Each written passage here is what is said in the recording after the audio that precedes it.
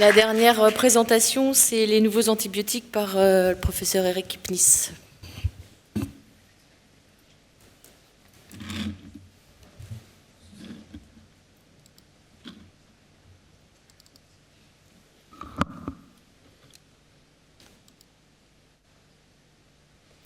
Alors, concernant les nouveaux antibiotiques, voici mes déclarations d'intérêt. J'ai des liens, pas spécifiquement d'intérêt spécial pour l'un ou l'autre.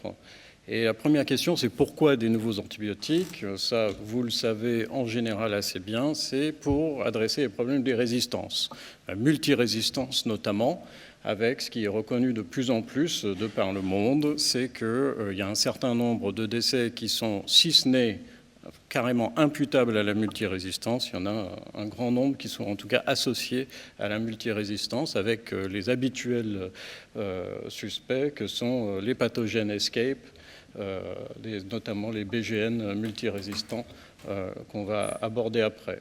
Donc dans les pathogènes prioritaires, considérés prioritaires par l'OMS, effectivement, c'est surtout les entérobactéries résistantes au carbapénème ou alors résistantes à toutes les C3G parce que BLSE. Et on va un peu se restreindre sur ce champ-là, puisque en France, c'est surtout le problème des EBLSE et des entérobactéries résistantes au carbapénème qui est croissant. Là, c'est les EBLSE. Et les problèmes de SARM, de résistance à Staph, sont quand même moins prégnants, ou en tout cas plus spécifiques.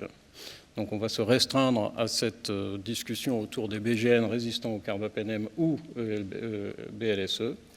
Et voilà plutôt le champ de ma présentation pour ne pas faire un immense catalogue. C'est déjà assez vaste comme ça. Donc, en réanimation, pour ne pas vous présenter toute l'épidémio ECDC et compagnie, ça c'est le rapport REA-Réseau de 2023. Déjà, le premier élément, c'est que les entérobactéries résistantes au carbapénème, ce n'est pas non plus le quotidien de tout le monde. Ce n'est pas tous les services, pas tous les patients, ce n'est pas tous les jours. C'est 1,3% des entérobactéries et productrices carrément de carbapénémase. On est même en dessous de 1,3%. Le problème, c'est plus les BLSE. L'autre problème, c'est les non-fermentants, avec les résistances au carbapénème et ceftazidime carbapénème pour le pseudomonas, et les abris résistants effectivement au carbapénème, avec des grandes variations entre les différents services. Moi, le tableau de mon service est assez fréquemment rougi de tous les BLSE, VIM, NDM, etc. Mais moi, c'est une réanimation tertiaire et ce n'est pas forcément le problème de tous. Il faut faire très attention aux données qui sont issues du Centre national de référence. Dans beaucoup de topos d'antibio, vous allez voir des courbes un peu dans ce genre-là. C'est les pourcentages de souches, mais c'est les pourcentages de souches résistantes au carbapénème envoyées spécifiquement au Centre national de référence des résistances au carbapénème, des entérobactéries, pour explorer les mécanismes de résistance au carbapénème. Donc il y a un biais énorme dans cette visualisation des souches, et même avec ce biais, on voit quand même que ce n'est pas toutes les souches. Donc les mécanismes de résistance enzymatique au carbapénème qui sont prégnants en France, c'est les OXA48 et OXA48-like, les NDM qui sont métallobêta-lactamase type NDM qui sont en train d'augmenter, VIM à moindre degré, et on n'est pas vraiment concerné par les KPC qui sont plus un problème d'Amérique du Nord et d'Asie. Donc, pour mitiger ces mécanismes de résistance, il y a un ensemble d'inhibiteurs de bêta-lactamase qui vont de l'acide clavulanique qu'on connaît jusqu'à des inhibiteurs qui sont encore à l'étude, type zidebactam, taniborbactam, et ils ont tous un spectre d'inhibition des différentes enzymes bêta-lactamase, carbapénémase, qui sont exprimées par les entérobactéries et les non-fermentaires. Ça aboutit à des tableaux que vous voyez comme ça assez souvent. Tout le monde reprend les mêmes codes couleurs. Il n'y a aucune raison que je change de code couleur. Vert, rouge, c'est assez facile. Et en fait, on distingue effectivement. Alors les classes, c'est moins intéressant, moins parlant. J'ai mis en gros et en gras, parce que tantôt on désigne la classe, tantôt on désigne l'enzyme spécifique, tantôt on désigne le groupe d'enzymes. En gros, les BLSE, les hyperproducteurs de céphalosporinase type AMP-C, des réprimés, les KPC, les OXA48 et assimilés, OXA48-like, et les métallobêta-lactamases, tout ça chez les entérobactéries. Et du côté de Pseudomonas, les résistants au carbapénème, les difficiles à traiter car résistants au carbapénème et autres, avec notamment comme mécanisme les AMP-C déréprimés dérégulés, les OXA et les VIM, les métallobêta-lactamases VIM, et du côté d'Abri, les OXA23 et les métallobêta-lactamases NDM. Et on voit tout de suite que le spectre des nouvelles associations, donc ça c'est déjà des anciennes nouvelles, elles sont là depuis déjà plus de 5 ans, les céphtalosane, tazobactam, etc., et ont des spectres d'inhibition et donc d'efficacité in vitro différents sur l'ensemble de ces types d'enzymes. Et les problèmes qui persistent après commercialisation de toutes ces molécules-là, c'est le fait que OXA48, on voit, et OXA48-like en in vitro, c'est sensible à ceftaz, FEPIM, astréonam. Ça ne devrait pas poser de problème, sauf que chez les entérobactéries, c'est souvent associé à une BLSE. Et BLSE, ça, c'est résistant. Donc, on a un problème d'association BLSE et OXA48, d'association BLSE ou non au métallobêta-lactamase, puisque là on voit dans le tableau qu'il n'y a que ceftazidime avibactam qui a un effet sur les OXA mais pas sur les métallobêta-lactamases. On a le PIO, en donnant un petit mot sur le PIO, où il y a des petites étoiles partout, parce que ce n'est pas du tout aussi mathématique, aussi clair entre enzymes et pas, parce que Pseudomonas associe énormément de mécanismes de résistance simultanément dans une même souche, et le problème des abris qui persistent. Donc, Pseudomonas, c'est ce que je disais. Le problème de Pseudomonas, c'est que d'abord, il y a une multitude d'enzymes de résistance et de bêta-lactamase, carbapénémase, céphalosporinase possibles dans une seule souche de Pseudomonas, associées à des mécanismes non enzymatiques. Et le Pseudomonas les cumule bien sûr tous variablement de souche en souche. Donc c'est très difficile de dire tiens, je vais détecter ça et je vais dire que c'est bon, c'est ça le mécanisme. En fait, non. C'est vraiment des mécanismes associés et redondants. On ne peut absolument jamais raisonner en détection de mécanismes de résistance. On est obligé d'avoir un antibiogramme.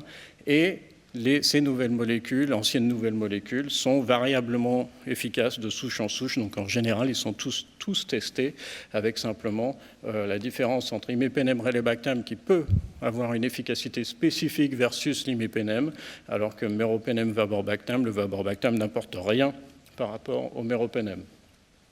Donc dans ces anciennes nouvelles, bêta-lactamine inhibiteur de bêta-lactamase, le ceftolozane tazobactam, on voit que ça s'adresse plutôt au BLSE et à certaines souches de Pseudomonas. Et effectivement, depuis sa commercialisation, on a suffisamment d'études de cohortes en vie réelle. Il y a un cumul de cohortes là qui fait à peu près 3000 patients, surtout une utilisation. Alors, pourquoi la vie réelle est intéressante?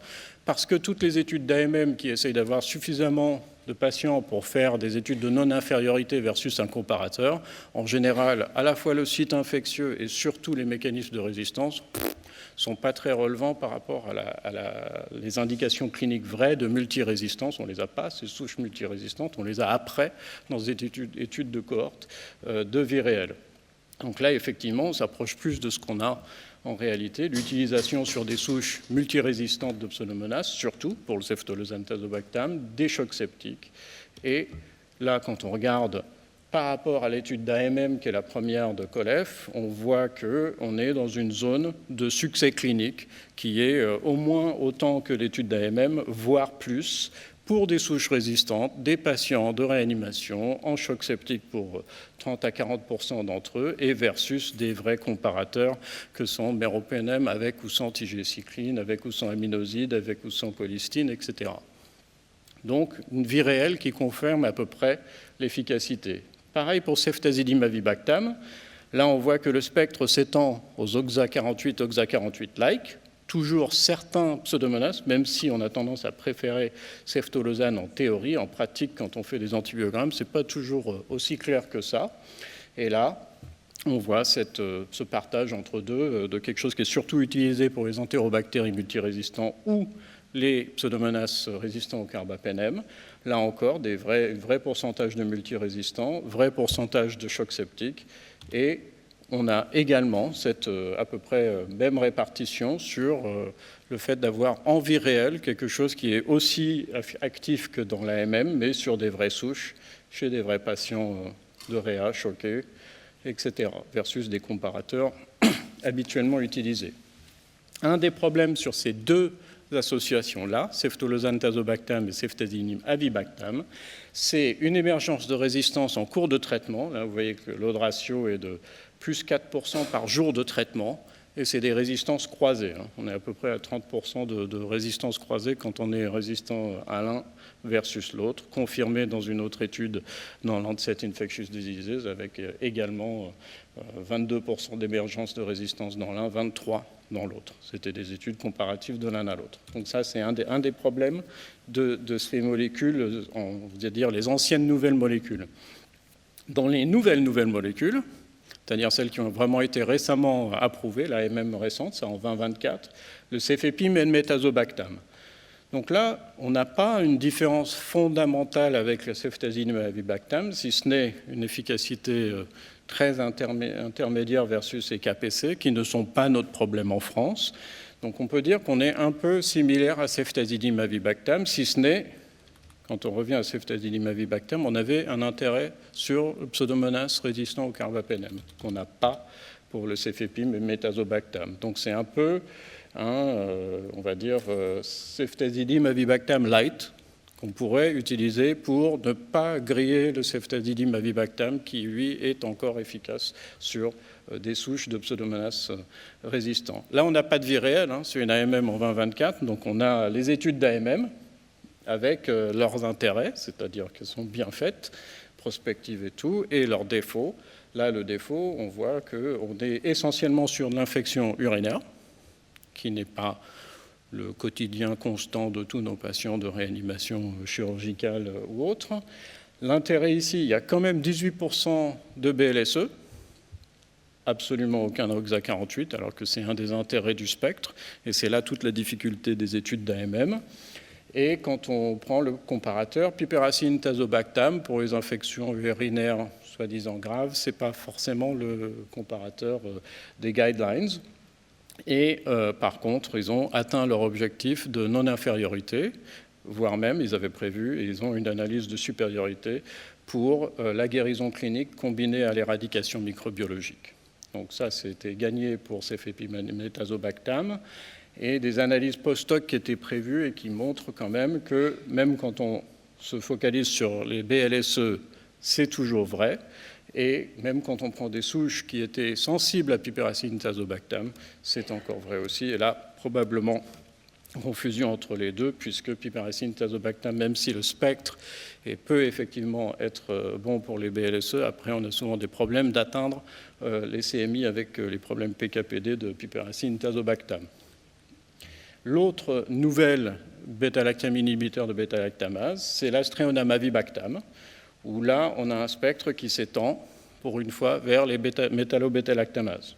Donc, on devine tout de suite que ça sera restreint à l'utilisation pour les métallo-bêta-lactamases. Et là aussi, trop récent pour avoir de la vie réelle, et on est sur l'étude d'AMM, avec ses défauts. Donc là, on est sur à la fois du respiratoire et de l'intra-abdominal, et à chaque fois qu'on a de l'intra-abdominal en étude d'AMM, on est sur de l'intra-abdominal pas très grave. Et c'est ce qui explique en dessous, quand on voit la gravité, on voit que les patients graves sont plutôt du côté des pneumonies et du côté des infections intra-abdominales, c'est des infections intra-abdominales non graves, des appendicites compliqués, etc., comme toujours dans les études d'AMM. Donc là, le critère, c'était guérison clinique à J28. Alors ça, c'est assez original. Première fois que je vois ça, une étude d'AMM dans laquelle il n'y a pas d'analyse statistique ni prévue, ni programmée, ni faite, bien sûr. Donc on nous claque les pourcentages. Donc à l'œil, on peut dire que c'est assez comparable. Voilà. Donc c'est une analyse descriptive pure pour l'AMM d'astreonam avibactam, sans doute parce que l'astreonam est déjà bien connu d'une part, que l'avibactam l'est déjà avec la céphtazidim avibactam, mais c'est quand même assez étonnant. Alors, au vu du peu, toujours pareil, du peu de souches qui sont vraiment les souches d'intérêt, métallo-bêta-lactamase ici, ils ont quand même prévu une petite étude derrière pour essayer de recruter dans des réas spécifiques des métallobêta-lactamases, etc. C'était l'étude complémentaire Assemble, là. Ils aboutissent à 15 souches, avec tout ce qu'on peut dire sur 15 patients, 15 souches, c'est-à-dire pas grand-chose, si ce n'est qu'effectivement, il y a un certain taux de succès. On s'écarte un peu des inhibiteurs de bêta-lactamase, c'est encore une ancienne nouvelle, que j'ai mis après parce on change un peu de classe, c'est céphidérocol, où là, quand c'est sorti, c'était ça, c'est tout vert, on a tout gagné, ça va marcher sur tout, d'enfer, c'est le top du top, c'est ce qu'on attendait, comme le Messie. Alors, pas tout à fait. Il y a des problèmes énormes sur la sensibilité des souches NDM, quelles qu'elles soient, au céphidérocol. Alors, en vie réelle, toujours pareil, tempéré. Là, on a une utilisation, vu son spectre, à la fois contre Pseudomonas, à la fois contre les abris. Et là, en vie réelle, on a des vraies souches résistantes, et en vie réelle, on a des vrais patients choqués. Et effectivement, alors là, un peu plus compliqué, la partie du bas, c'est pas passé là, mais ça, c'est Pseudomonas. Plutôt, de plus en plus de souches Pseudomonas, et vers le haut, de plus en plus de souches d'abris. Alors, en succès clinique, c'est pas mal. C'est pas mal. On reste sur des choses qui sont comparables, voire supérieures à l'étude d'AMM. L'étude d'AMM, il y avait un problème de surmortalité avec Acineto, et notamment l'abri, qui pourtant était la cible de cet antibiotique. Alors pour l'abri, vu un peu, on va dire, les faiblesses éventuelles d'Acinetobacter, pour l'abri de céphidérocol, pour l'abri céphidérocol, il était après conseillé de ne pas le faire en monothérapie sur l'abri. Et alors arrive en Amérique, pas encore en France, le sulbactam durlobactam, qui lui est vraiment actif sur abri. Alors, il y a des études qui montreront peut-être aussi que ça joue aussi sur certaines entérobactéries, coli MBL notamment, mais ce n'est pas encore du tout utilisé avec ce spectre-là. Et ça, c'est l'étude d'AMM qui était de 2024, qui là, pour le coup, en matière de souches résistantes, c'était spécifiquement sur de l'abri, donc on n'est pas en train de tourner autour, et on est sur un foyer qui est non éradicable, donc c'est assez intéressant, des patients pas forcément très graves, et il y a une non-infériorité par rapport au comparateur qui était la colistine, avec notamment versus la colistine et son contingent de néphrotoxicité, l'avantage du sulbactam durlobactam, c'est beaucoup moins de problèmes d'insuffisance rénale et de néphrotoxicité. Le dernier que je vais aborder, c'est un faux vieux copain, c'est l'eravacycline, qui est finalement de la tigecycline. La tigecycline plus, pas spécialement plus dans le spectre, mais un spectre qui est très intéressant, qui va par contre, ça c'est une erreur de ma part, ça va tout à fait jusqu'au métallobêta-lactamase, ça oui, et ça va tout à fait également à abri. Le spectre est intéressant, et notamment un spectre sur les anaérobies, efficacité sur les anaérobies. Il ne faut pas oublier que quand vous utilisez ces bêta-lactamines inhibiteurs de bêta-lactamase, qu'il n'y a que celles qui sont associées, enfin des associations avec les PNM qui ont les anaérobies dans leur spectre, à part Piptase, mais Piptase a ses propres problèmes. Et donc l'eravacycline est intéressante pour ça. Eravacycline, vu le spectre, ça a été étudié pour les infections intra-abdominales.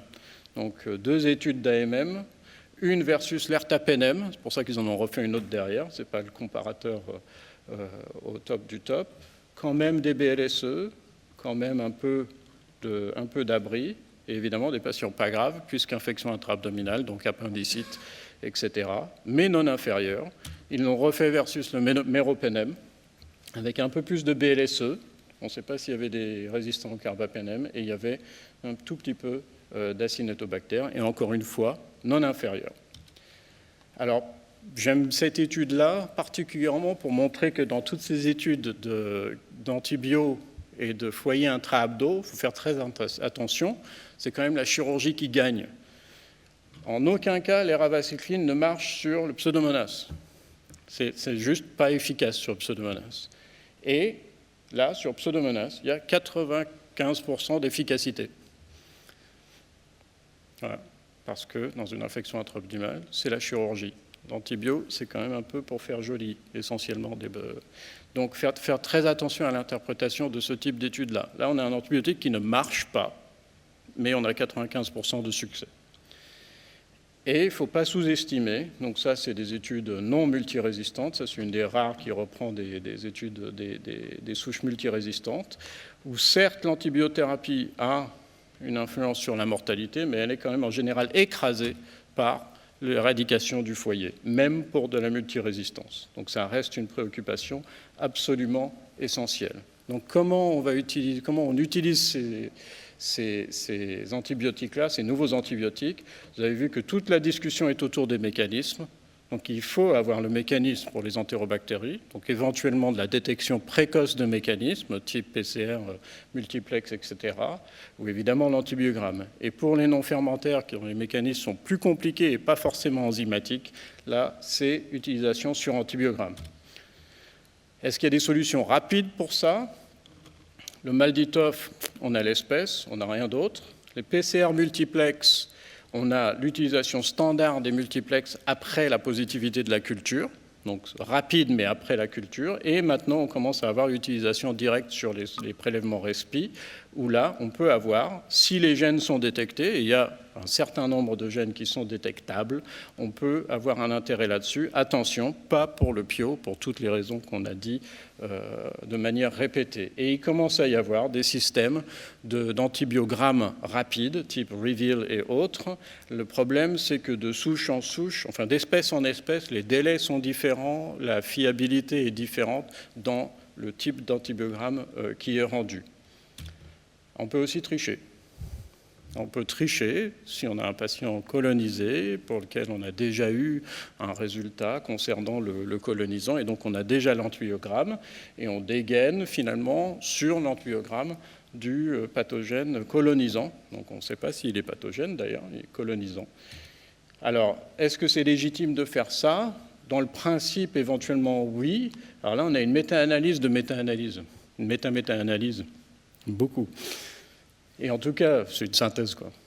Et cette synthèse-là, sur BLSE, c'est logarithmique ici. Donc quand même, le risque de faire une infection au pathogène colonisant, il est quand même conséquent, et on peut en tenir compte. Est-ce qu'on doit en tenir compte? Ça, c'est une discussion totalement différente, mais il est légitime, si on décide d'en tenir compte, qu'on peut en tenir compte. Éventuellement, souvent, le plus souvent pour des patients très choqués où on n'a vraiment pas envie de perdre le pari et on s'autorise à tricher. Donc en conclusion, il y a des nouvelles et il y en a encore qui vont sortir.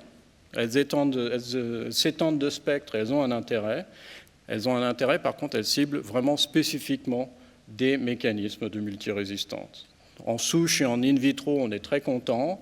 En essai clinique, par contre, on n'a pas vraiment les informations assez de souches résistantes. Et il faut voir sur les études de vie réelle qui, quand même, ont tendance toujours à confirmer qu'effectivement, en vie réelle, ça marche. La perspective, c'est de détecter rapidement les mécanismes de résistance ou d'avoir des antibiogrammes rapides et plus ou moins d'utiliser chez un patient colonisé, si c'est justifié, patient très choqué, une information qui est éventuellement la bonne, mais pas forcément. Je vous remercie beaucoup. Est-ce qu'il y a des questions? Merci Eric. Est-ce qu'il y a des questions? Hein? Qu'est-ce que tu fais mercredi prochain? Non, est-ce que tu doses systématiquement les nouveaux antibiotiques comme les autres ou pas? Est-ce que je dose? On les dose. On les dose et c'est chiant pour le céphidorécol parce qu'il faut l'envoyer chez les copains amiens. Donc on a une information très a posteriori. On dose, mais après là, si on rentre dans la question des dosages, pourquoi doser? Ça c'est un tout autre topo. On en revient beaucoup, puisque les études de monitoring montrent que ça ne marche pas, enfin ça ne change pas le pronostic, parce que le monitoring c'est trop tard. Donc le dosage pour apprendre à se servir, mettre les bonnes doses d'emblée, oui, et s'assurer qu'a posteriori on n'a pas raté son coup, Par contre, le dosage pour doser, non. Ou alors si on suspecte la toxicité. Mais le monitoring, pour l'instant, par contre, ça nous montre des choses. Ça nous montre, nous, par exemple, qu'on est mauvais avec la piptase. On a beaucoup de mal à avoir voilà. Même chez des patients qui, de prime abord, ne sont pas des hyperclaireurs, il se passe quelque chose avec la piptase. On est moins mauvais qu'on pense avec le cefepime, par exemple. Mais ça, c'est s'approprier la molécule, en fait.